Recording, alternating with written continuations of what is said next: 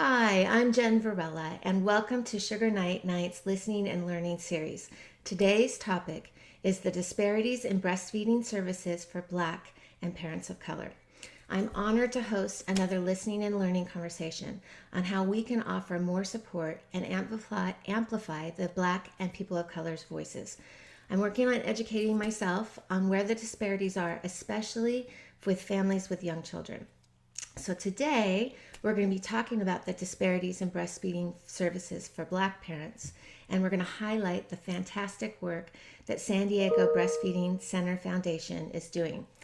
And did you know in 2021 in San Diego, there's only one Black international board certified lactation consultant, IBCLC. And I'm like, how can that be? And you're going to get to meet her today. So the mission of the San Diego Breastfeeding Center Foundation is to reduce socioeconomic, and racial disparities in breastfeeding support by increasing access to qualified lactation consultants for marginalized groups such as people of color and low-income families. So we're going to be talking about what are those socioeconomic racial disparities in breastfeeding support, and what is the foundation doing to increase access to qualified lactation consultants? And then how can we help? So let me introduce to you three amazing ladies who are making a difference. So here we go. Robin Kaplan, she is the founder and CEO of the San Diego Breastfeeding Center and Foundation. There's Chardá Bell, who is a board member of the foundation and a lactation counselor. And Jarrah Foster, who is the one IBCLC in San Diego, and she's also the owner of Jarrah Foster Lactation and Wellness. So welcome, ladies, and let's get this conversation going. I think it would be nice to start, if you guys wouldn't mind, maybe just like, what's your why? How did you get started in this field, and kind of what gets you going? So we can just learn a little bit about you first, and then we'll go into all those questions. So maybe Robin, we can start with you. Sure. So I became an IBCLC in 2009. Both my boys were really breastfeeding challenged. And so that kind of got me interested in the field. I used to be a teacher. And so this was kind of a nice change to be out of the classroom, but still being able to educate and support families with young children, which I had at the time as well. My boys are teenagers now. And then in 2016, I decided to start a nonprofit foundation, just because we had so many families who were contacting us who, well, I guess it's twofold actually. So we had a lot of families who were contacting us who couldn't afford lactation services. And that was actually the reason for starting the foundation. But then as we started finding out that it wasn't just financial barriers that were keeping people from getting the lactation support that they needed, but it was also these breast deserts, which I'll have Chardá and Jarrah share a little bit more about as well too. But essentially just pockets of areas, communities in San Diego who were unable to access support in breastfeeding and chest feeding in the way that they needed to, based on essentially the racial makeup of those communities. And so that's where Chardá and Jarrah really stepped in and are really, they're kind of on the forefront of making huge change in San Diego to bring qualified breastfeeding and chest feeding support to these communities that have had lack of access for so long. So I'd like to turn it over to them so they can tell more about their journey too. Yeah. So jump in, ladies, whoever would like to go first. Oh, so polite. All right. I'll let you go first, yeah. Okay. Thank you, Jen, for hosting this. I think it's really awesome using your platform to kind of share and just help educate everyone about what's really going out there. So I became an IBCLC in 2018. And I have always had an interest in health, and particularly in women's health. And I was really trying to kind of figure out how to get back into that space. And it was just time in my career. I have had different career paths, but I just found it to be the right time, the right place. And I was happy to kind of leave my corporate world and kind of refocus. And when I was looking into what I wanted to do, because there were a couple different avenues that interested me, I saw that there was no Black lactation consultants in San Diego. So it was a pretty easy choice. I was always interested in breastfeeding and maternal lactation care and perinatal care. But it was a pretty easy choice. I had something I had to fulfill for my community. So, and I love the topic of lactation. I mean, I think that there's so many interesting things that our bodies do and can do, and the fact that everyone can lactate is just really cool. So, I'm really blessed to be in this space, providing care to people. That's really neat. Cool. All right. I'll jump in. So I got into this field kind of by way of just having my own children and switching. Is that a doggy? It is. I'm so sorry. It's no problem. It's my dog Sugar, and she's being a little pesty. I apologize. So, okay. So I got into this field a little bit because of just having my own children and not having breastfeeding support that I needed and didn't realize that I needed until after the fact, right? And I saw that by after I got in this field and started working with more women that look like me having issues that were not being resolved. And I was wondering why that was. And then I started thinking about my own experiences and how I wasn't offered very much help and how I didn't know where to get the help from.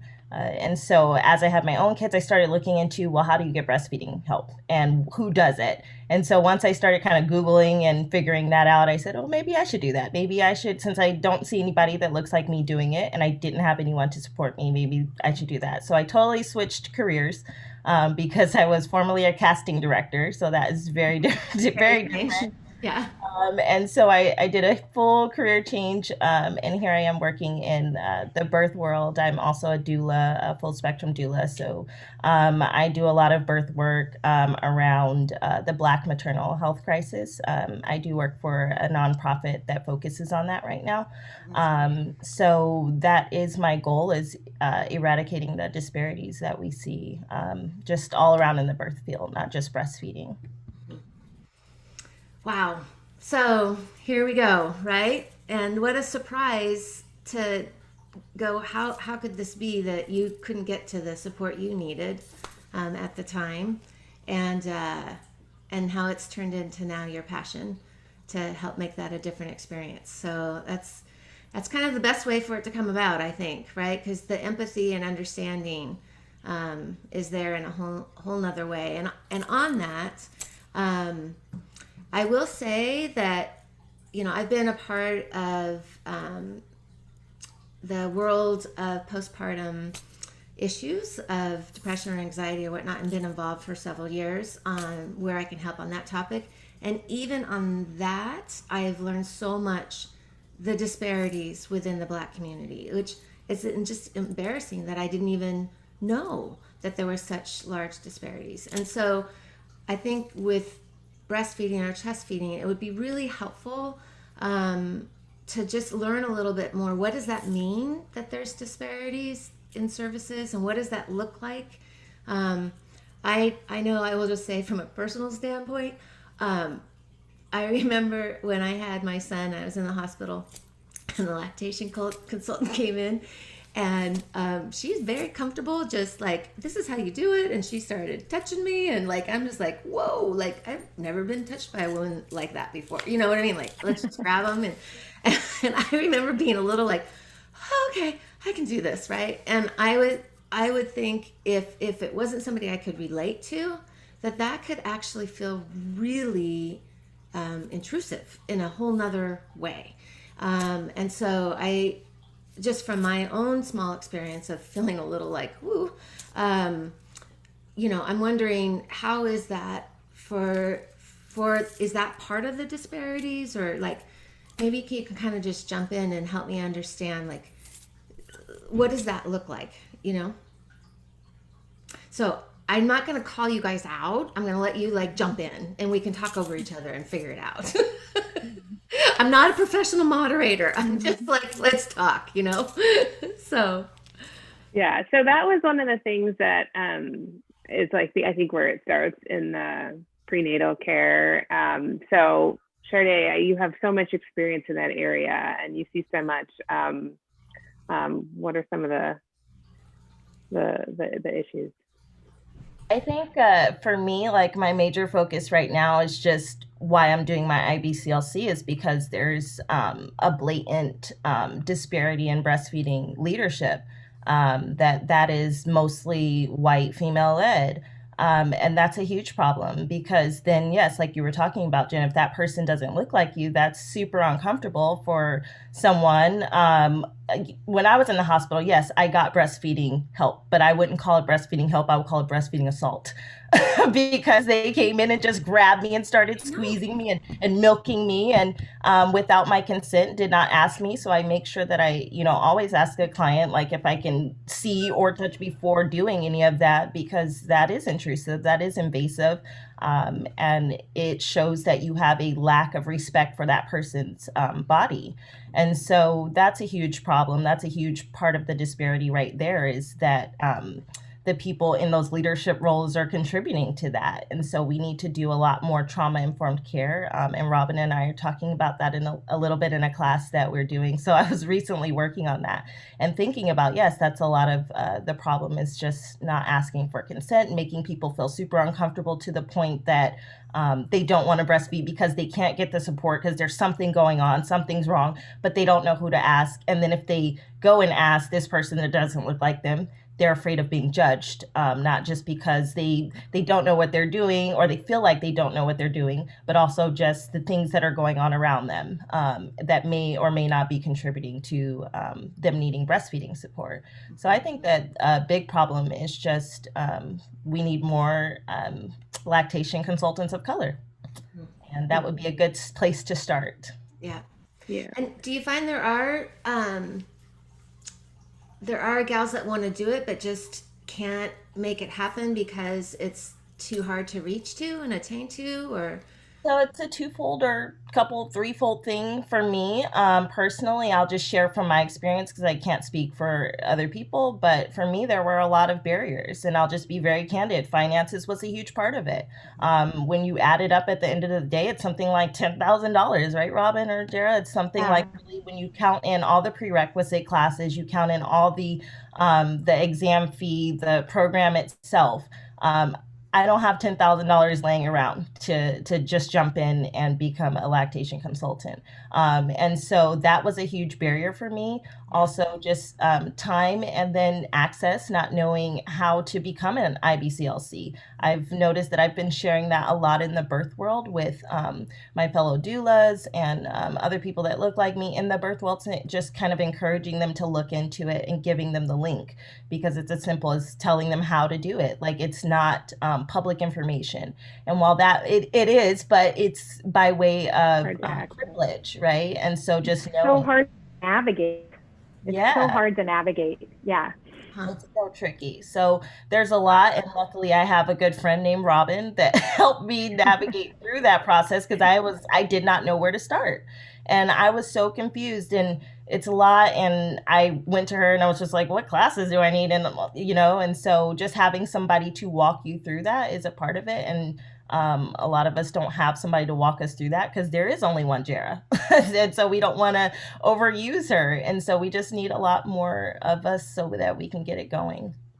Yeah. And I mean, like I said, I only came on the scene a couple of years ago, 3 years ago. So, it was hard to get that information. And I happened to be fortunate enough to take some time off from work, and I focused on completing my education and looking up things, and was able to kind of just have a little bit of a support system that enabled me to go ahead and focus on getting this done.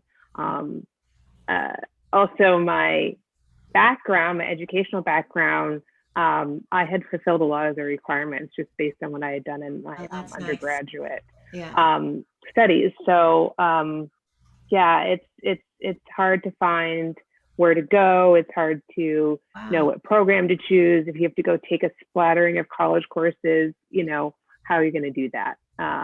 So for many people, especially for many Black people who are trying to go and get this, it's challenging because it takes a lot of time. And we haven't even talked about the internship, which is like the crux and I think the really most important part of getting an IBCLC. And that's that one-on-one time with patients. And you have a certain amount of time to do that. And working a part-time job, let alone a full-time job, is really challenging to be able to get those hours. So it's important that we have financial support to be able to increase the amount of Black IBCLCs. So it's not even just getting through the program, but then it's the hours afterwards and the amount of time that you have to get those hours done puts that in a tell me. So so the hours, depending on what your background is, most people will need anywhere from 300 to 1,000 internship hours. And so it's like a part-time job. You have only a couple months. It used to be longer, and now they've shortened it for how much time you have to get those hours. And so you figure those are hours that not only you're not getting paid for, but now you're also not getting paid at the job that you have to now take off time to get these hours. And then the other thing I really want to point out is, and I'm sure Jarrah, you would agree with me, lactation consulting is not super lucrative. No. It's not a super big money generating profession. And so to spend all of this money and then know what financial potentials are afterwards, either your own business, depending on where you live, you know, working in a hospital or, you know, working in a clinic, it all depends. And so there's not even financial stability afterwards either. So it's kind of a leap of faith, and having, like Chardá said, like jumping over massive hurdles just to even become a lactation consultant. And then what do you do with it afterwards? So it's not it's a profession that hasn't been set up to essentially be what's the word I'm looking for? Like it's not something where you get a ton of money and you hope you just, you know, pay your bills on what you make. So it's kind of hard. It's not like nursing where like you put all your money in, you get your nursing degree, and then you have potential for massive, you know, for good growth. Not so much as a lactation consultant. It's really amazing just even being a little bit aware of how this all started, and you know, that lactation consultants now are in hospitals and are being, you know, it's been a long journey for this field. And it kind of just is also a reflection of how, as a country, we just need to put more priority on take good care of mom. That means you take good care of baby, which means, you know, our society's in a better place, right? So we're still just so lagging in that in general. But then if you add in all the systemic racism that's in, I hate to say it, but the medical community, as far as what's been coming through, right, over the generations, that to me has just been mind-blowing, like what I've been learning in regards to that.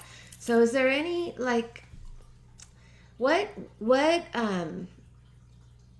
you know, so talk maybe a little bit about what you're doing specifically at the foundation to help with that, because it sounds a little overwhelming, honestly. Like, oh geez, like it really is like, well, how do we raise enough money so then we can get some momentum going here, where the women that want to do it. So how what does that look like? And is this like a national thing, or is this just San Diego? Like, is there pockets of the country that this disparity in services is not as dramatic? Do you guys have any information on that? That's a good question. I don't. I mean, I know that there are other Black IBCLCs. Sure. But I don't really know.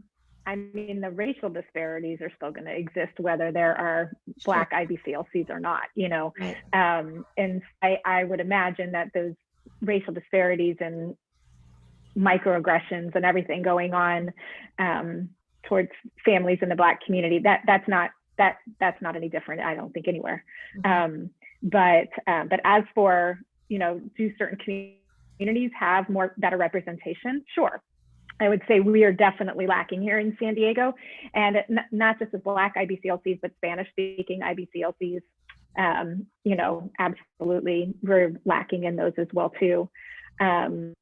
So what we're doing with the foundation is that it's kind of trifold. So the first one is providing reduced fees or free visits for families who either financial disparities or racial disparities. They don't have to be the same. They're different. We have families that are very well off, where families of color who still have lack of access. So it doesn't have to, it's not a financial thing in that aspect. So providing feeding and chest feeding support. Jarrah is one of our lactation consultants, our independent contractors who provides, we have some community collaborations. He provides much of the consulting for the families who come through those nonprofit organizations. The other part is that we are creating a scholarship foundation or scholarship programs in our foundation to help women of color become lactation consultants in San Diego. We're staying super local here. We need to make the changes in our community before we think about anybody else. And so hopefully by mid-year, we'll have a scholarship process set up so that people can apply for it. And to not only, it will cover, or it could cover things up to prerequisites, program, the actual program, tests, lack of income based on taking off time to do the internships, things like that. So we're really excited about that component. And then the third component is just expansion. So, right now, Jarrah and I are, we're not too far from one another in our offices. And so it would be really wonderful to be able to expand to areas that are further away from where we are, to be able to provide those resources as well too. And Chardá, if you don't mind, I'd love to toss the baton to you. Can you explain to everyone, like, what is a breastfeeding desert and what does that look like here in San Diego? Because I know you and I have looked at that map, and it's not pretty. And so do you mind talking about that a little bit? Yeah, so I wasn't born here. I was born in Florida, but because my dad was in the military, but I'm basically a San Diego native. I was brought here when I was only, I don't know, a week old or something. So I'm born and raised San Diego.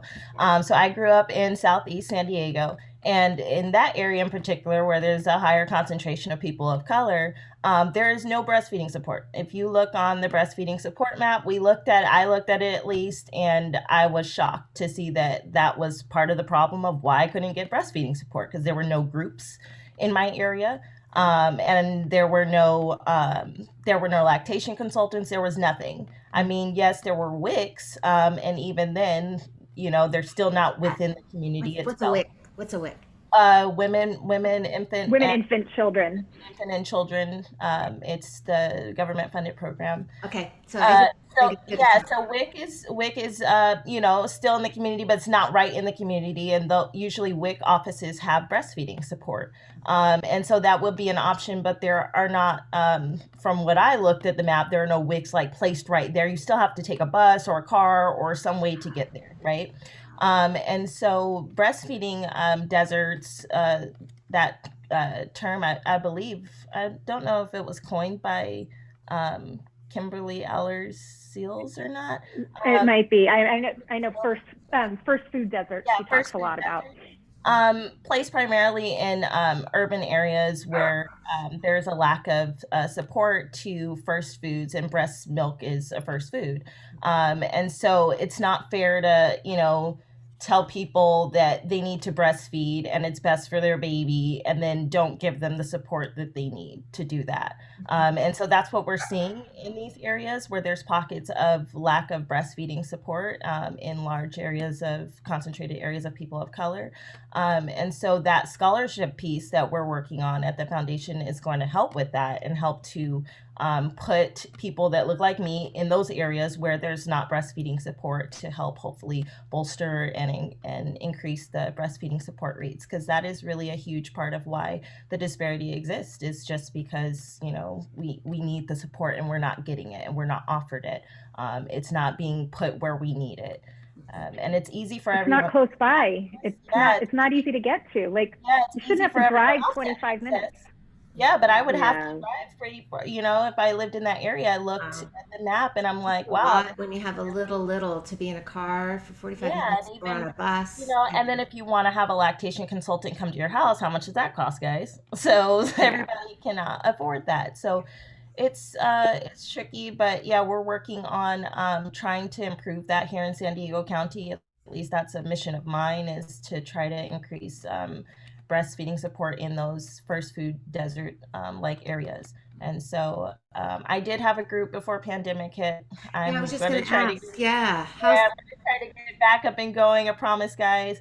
I've just got a lot going on personally with the pandemic stuff, but that breastfeeding support is so needed. And I did have a group going at the center, which was awesome, and it was held on weeknights, which was good because a lot of breastfeeding support groups are not very convenient for people that are working. And so I wanted to make sure it was accessible, and that was not yet another barrier by putting it 11 o'clock on a Monday morning. So I made sure that I did kind of like a breastfeeding happy hour where you can come by after work and hear from other parents of what's going on, and you can bring your baby or you don't have to bring your baby.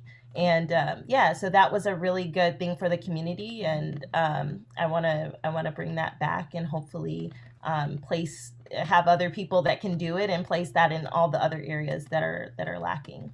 Mm-hmm. And I want to add that breastfeeding, that belief that you can do it, that self-efficacy, that is really like just the coup de grace. That's what it's all about. And you got to have those positive feedback mechanisms around you. And in the Black community, when generations did not breastfeed, it becomes a challenge when you have the economic factors of what kind of jobs are Black mothers in. How, do they have the ability to return to work and pump? We have a saying that, like, we have to work twice as hard to get in the same spot. So even if you're in a corporate job where you have you're not an hourly employee, taking time off to bond with your baby and breastfeed, like, how much further back are you then when you come back? And so the pressure to return to work quickly, and then the lack of support because not as many people have done it around you, combined with where the heck am I supposed to go to get support and how do I find it? It just starts to stack up and really whittle down on that belief that I can do this. Yeah, and seeing people that look like you breastfeeding is a huge part of it, just piggybacking off of what Jarrah said, because I didn't have anyone around me breastfeeding when I was breastfeeding. And generationally, it actually started with my mother, not my grandmother. My grandmother did not breastfeed any of her children. She had three.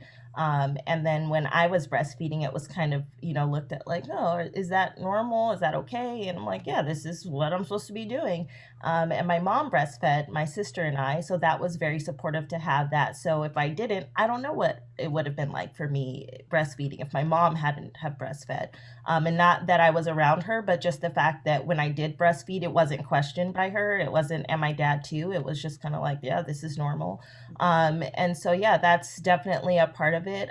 We have unique cultural barriers in place that are preventing us from breastfeeding. And one of those is just not having somebody that looks like us around us, and not having that generational support, and not having mainstream role models that are breastfeeding. And we have a lot of breastfeeding champions in our midst, but they're kind of invisible. We don't see them. We don't talk about them. I have a lot of really awesome breastfeeding Black breastfeeding families that need to know that they're doing a fantastic job. And I think we just need to make sure that we have people around us that are showing and demonstrating breastfeeding in all aspects. Mm-hmm.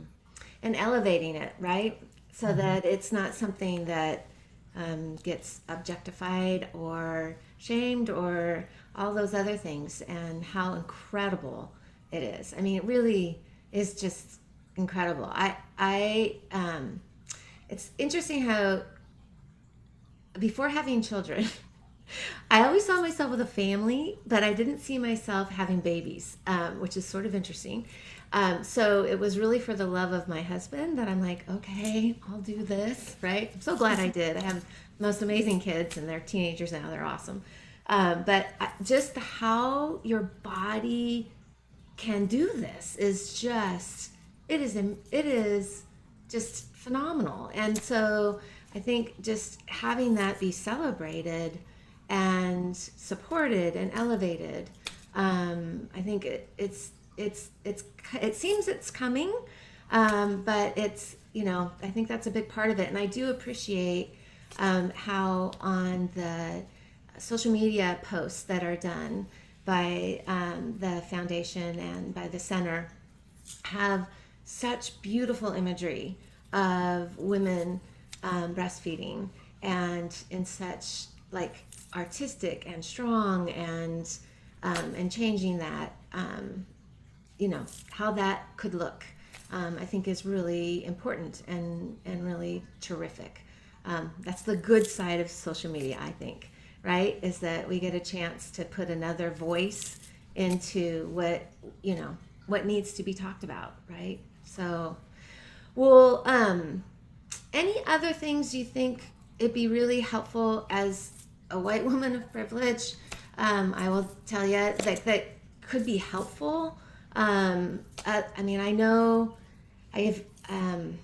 that just being polite and all of that and being quiet is not helping, and so that's why I'm entering into this space with true humility, in the sense of like, okay, we're just gonna kind of do this a little messy, because I want to learn and I want to grow, right, in all of this. So is there information we should know that you think that possibly my community is just not aware of, and or how can we help?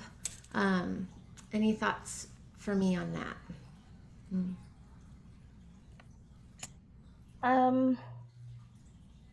Jarrah, do you want to hit on that as well? Well, I think that amplifying the voices is awesome, and we can continue to do that. And then locally, there, San Diego Breastfeeding Center Foundation definitely is a place to actually take some donations and continue to help promote more people like myself and Chardá coming up through the ranks, and really is an organization with a huge heart and dedication towards improving the racial and socioeconomic disparities in lactation care. I have been focused on the partnership through local community resources through the foundation. I'm also going to be starting to see clients out of the San Diego Community Birth Center, and that's another great resource in the community to provide perinatal care to people of color, and really trying to widen the net of services. So those are like two local things. You know, for those interested in, I guess, just understanding a little bit more, there's some really great resources at, I think, United States Breastfeeding Committee. There's some coursework on Black mothers and Black folks and the history of breastfeeding and understanding those racial disparities. So taking some time, you know, with some coffee and just sitting back and learning and educating, because I think the more we understand one another, you know, we can really collaborate and do wonderful things. And it's not, you know, we all have these biases. I mean, we all were growing up in the United States. We were receiving same messages from, you know, the media and from what we see in the stores and all these things. So while, you know, yes, my Black experience is different, you know, we still have a lot of work to undo and relearn as a country. For sure. For sure. Maybe I can get those resources from you, and when I post this, then I can include those in there. That would be great. Okay. Terrific. I think just remembering that, you know, well-intentioned doesn't equal cultural competent. So remembering that even though you might, you know, your intentions might be good, really think about that, look at how you're assessing the situation, and make sure that you're thinking about each family as a unique family and taking into account all of their challenges and situations when you work with them. And that requires a lot of listening and not so much talking. So I think it's great that you're doing this listening and learning session. That's the first start. And that's really important, and just keeping the conversation going and not stopping here, right? Continuing the work and reaching out to the community like you have done. These are all great first steps, and I encourage other people to do the same and just talk to people in your community. Don't assume that you know what the needs are without asking first. That's so key. Yeah. So, Robin, I don't really have anything else to add. I feel like Jarrah and Chardá shared it all. Your last point, Chardá, really resonates. Like, don't assume that you've gone and that you want to and fix it or save it. Like, it's asking, and I think about it kind of being the pillars and lifting up the community members, and us as white women are just there to support. We're the supporting roles.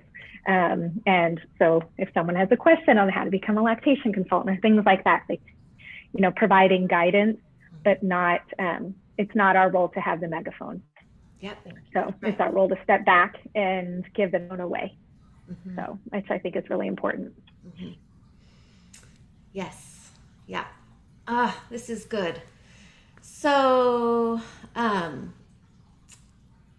so my heart's desire is to do what I can to see if we can't get some money going towards the foundation, right?